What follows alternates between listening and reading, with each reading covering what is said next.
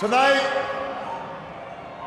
more than 200 years after a former colony won the right to determine its own destiny, the task of perfecting our union moves forward.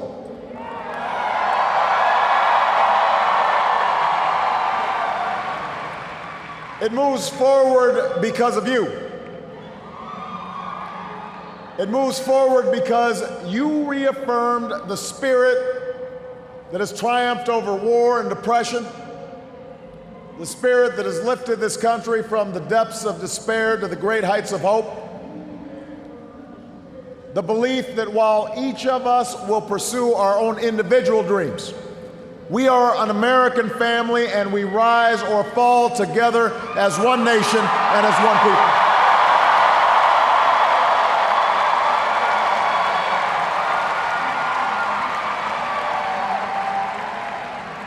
Tonight, in this election, you, the American people, reminded us that while our road has been hard, while our journey has been long, we have picked ourselves up. We have fought our way back. And we know in our hearts that for the United States of America, the best is yet to come.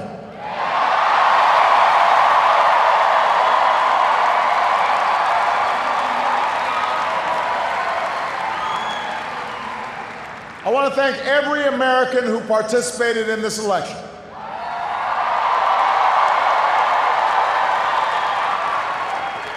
Whether you voted for the very first time or waited in line for a very long time.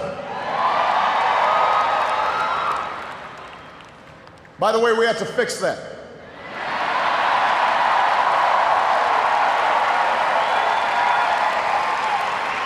Whether you pounded the pavement or picked up the phone.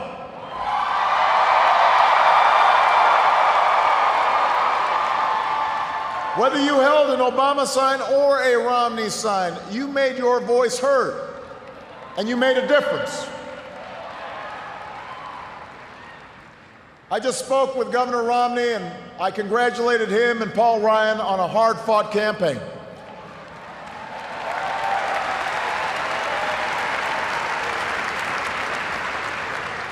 We may have battled fiercely, but it's only because we love this country deeply, and we care so strongly about its future. From George to Lenore to their son Mitt, the Romney family has chosen to give back to America through public service, and that is a legacy that we honor and applaud tonight.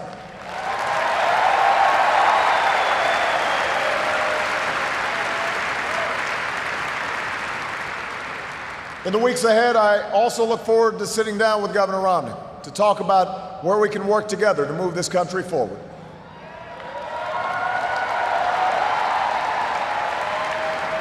I want to thank my friend and partner of the last 4 years, America's happy warrior, the best vice president anybody could ever hope for, Joe Biden.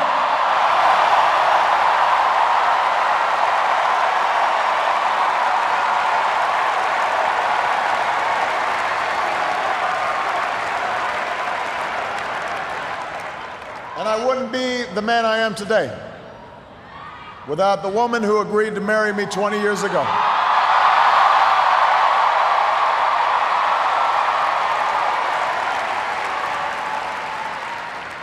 Let me say this publicly, Michelle, I have never loved you more.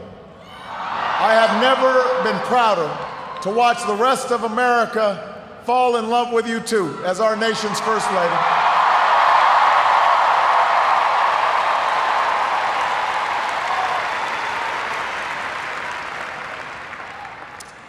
Sasha and Malia, before our very eyes, you're growing up to become two strong, smart, beautiful young women, just like your mom. And I'm so proud of you guys. But I will say that for now, one dog's probably enough.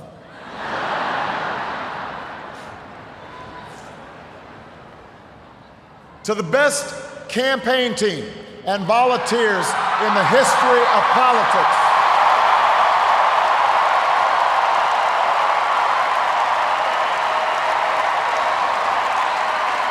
The best. The best ever.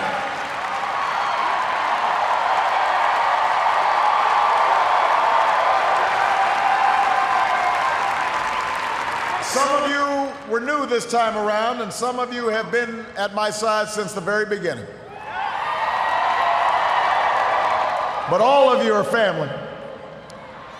No matter what you do or where you go from here, you will carry the memory of the history we made together. And you will have the lifelong appreciation of a grateful president.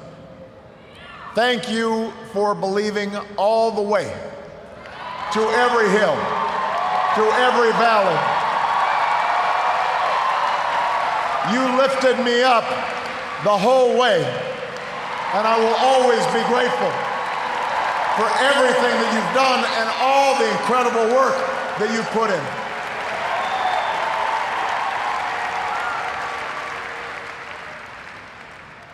I know that political campaigns can sometimes seem small, even silly.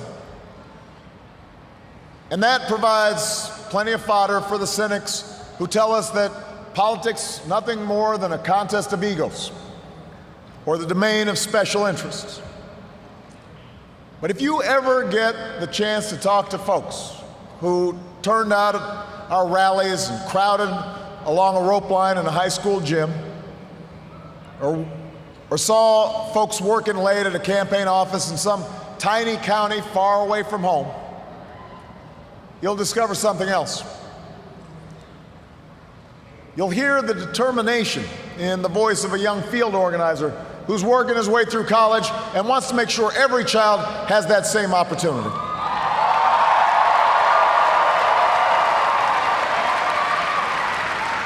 You'll hear the pride in the voice of a volunteer who's going door to door because her brother was finally hired when the local auto plant added another shift.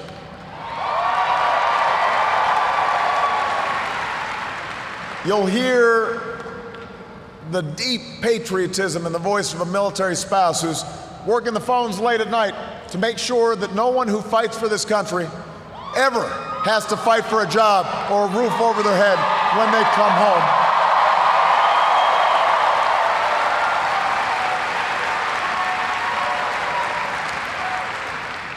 That's why we do this. That's what politics can be. That's why elections matter. It's not small, it's big.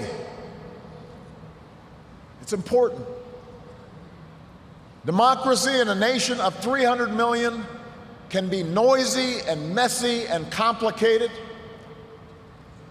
We have our own opinions. Each of us has deeply held beliefs. And when we go through tough times, when we make big decisions as a country, it necessarily stirs passions, stirs up controversy. That won't change after tonight, and it shouldn't. These arguments we have are a mark of our liberty. And we can never forget that as we speak, people in distant nations are risking their lives right now just for a chance to argue about the issues that matter, the chance to cast their ballots like we did today.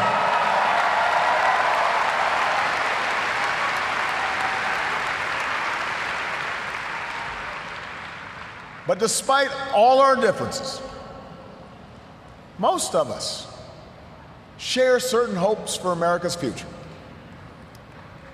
We want our kids to grow up in a country where they have access to the best schools and the best teachers. A country that lives up to its legacy as the global leader in technology and discovery and innovation, with all the good jobs and new businesses that follow. We want our children to live in America that isn't burdened by debt, that isn't weakened by inequality, that isn't threatened by the destructive power of a warming planet.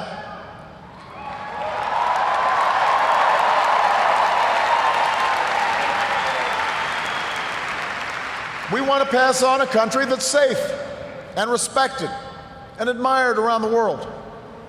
A nation that is defended by the strongest military on earth and the best troops this world has ever known.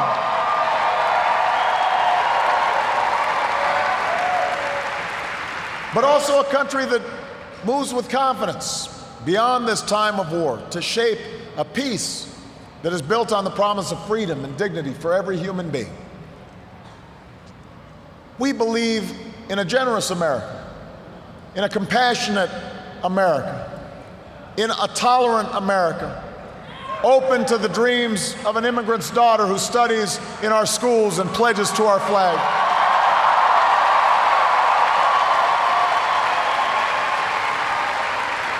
To the young boy on the south side of Chicago who sees a life beyond the nearest street corner.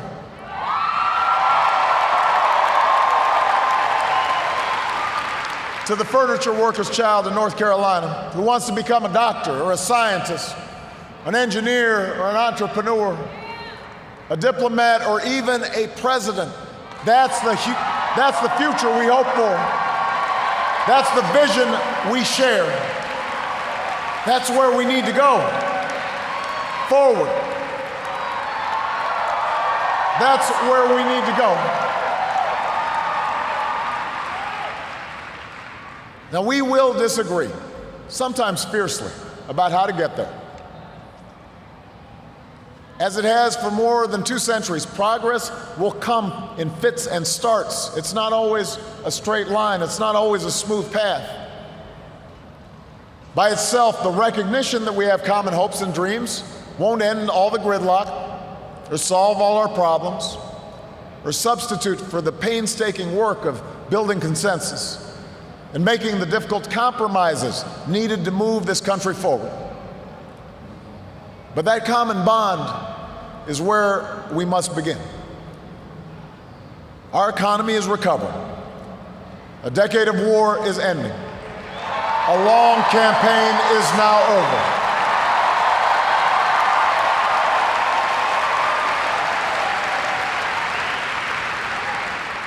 And whether I earned your vote or not, I have listened to you. I have learned from you. And you've made me a better president. And with your stories and your struggles, I return to the White House more determined and more inspired than ever about the work there is to do and the future that lies ahead.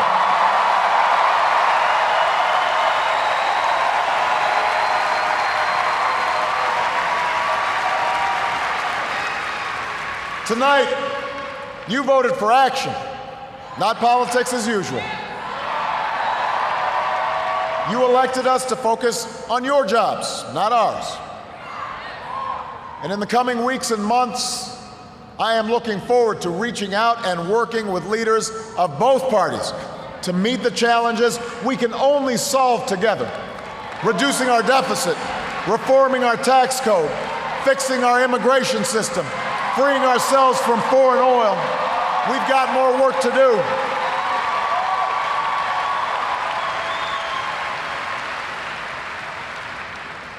But that doesn't mean your work is done.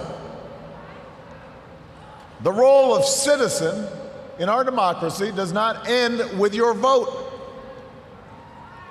America's never been about what can be done for us. It's about what can be done by us together through the hard and frustrating but necessary work of self-government. That's the principle we were founded on. This country has more wealth than any nation, but that's not what makes us rich. We have the most powerful military in history, but that's not what makes us strong. Our university, our culture, are all the envy of the world, but that's not what keeps the world coming to our shores. What makes America exceptional are the bonds that hold together the most diverse nation on earth. The belief that our destiny is shared, that this country only works when we accept certain obligations to one another and to future generations, so that the freedom which so many Americans have fought for and died for comes with responsibilities as well as rights, and among those are love and charity and duty and patriotism. That's what makes America great.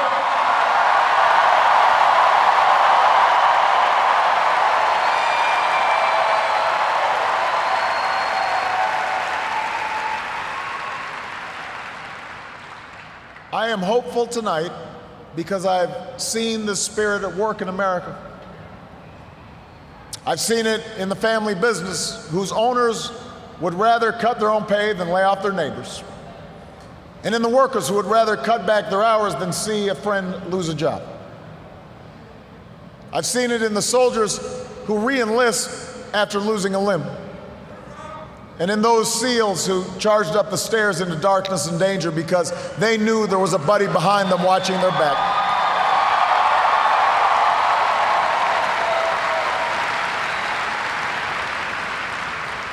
I've seen it on the shores of New Jersey and New York, where leaders from every party and level of government have swept aside their differences to help a community rebuild from the wreckage of a terrible storm.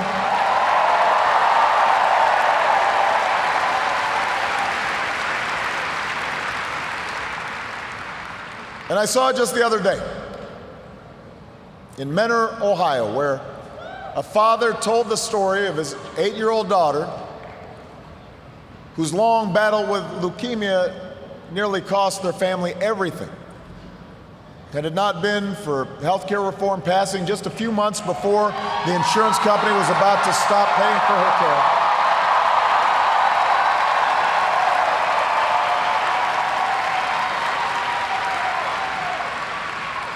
I had an opportunity to not just talk to the father, but meet this incredible daughter of his.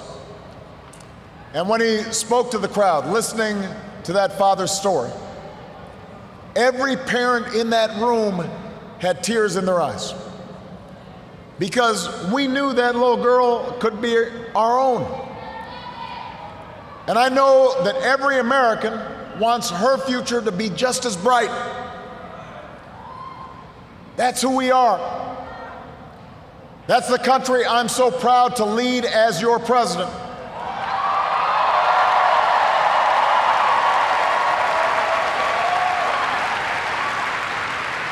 And tonight, despite all the hardship we've been through, despite all the frustrations of Washington, I've never been more hopeful about our future. I have never been more hopeful about America. And I ask you to sustain that hope. I'm not talking about blind optimism, the kind of hope that just ignores the enormity of the tasks ahead or the roadblocks that stand in our path. I'm not talking about the wishful idealism that allows us to just sit on the sidelines or shirk from a fight. I have always believed that hope is that stubborn thing inside us that insists, despite all the evidence to the contrary, that something better awaits us, so long as we have the courage to keep reaching, to keep working, to keep fighting.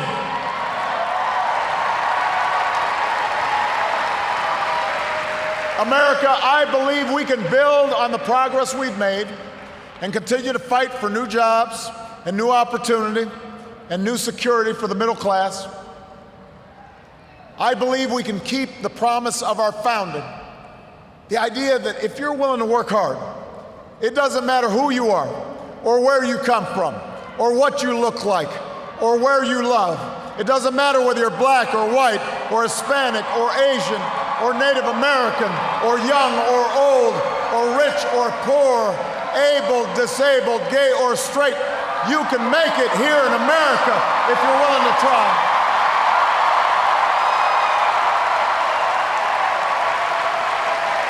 I believe we can seize this future together because we are not as divided as our politics suggests. We're not as cynical as the pundits believe. We are greater than the sum of our individual ambitions, and we remain more than a collection of red states and blue states. We are and forever will be the United States of America. And together, with your help and God's grace, we will continue our journey forward and remind the world just why it is that we live in the greatest nation on earth. Thank you, America. God bless you. God bless these United States.